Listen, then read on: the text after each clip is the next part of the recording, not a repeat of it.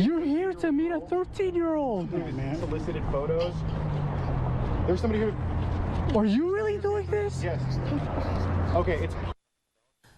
All right, that clip you just watched is from a YouTube video posted by CC Unit. The whole video lasts nearly 55 minutes, in which two YouTubers set up an attempt to catch a person they say tried to meet up with a 13-year-old in Bakersfield. Law enforcement telling 23 ABC the video's content is under investigation, but as of now, no arrests have been made. Because of that, we've chosen not to identify the man in the video, of course. 23 ABC's Veronica Morley is taking us behind the scenes of that vigilante operation.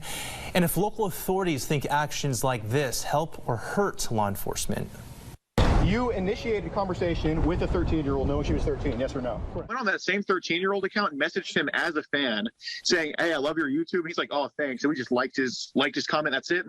And then 2 days later, he messages us, like, initiating conversation, knowing she was 13. It sounds like an undercover operation, but it's not cops behind these fake profiles. They're the creators of the YouTube channel CC Unit, which stands for Creep Catching. The group posts dozens of videos just like this one, where they posed as a 13-year-old online and met up with a person they were talking with, which they say took place here in Bakersfield. What we do is we tell every predator we live where they're from. Because I have arrests in Los Angeles.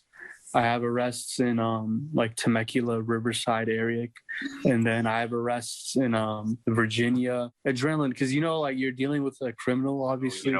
There's definitely some gray areas that are involved in this as far as legal and the potential use of some of this as evidence in criminal proceedings. Bakersfield police say while vigilante operations like this are not illegal, it's a dangerous position to put yourself in and could impede law enforcement down the road. What we see is we get reportings after these events have occurred, and it's never from the people that are directly involved. And so that creates problems with the obtaining of all of the information. They say impede on their investigations. There is no me and Ghost respectively have caught combined over 300 predators.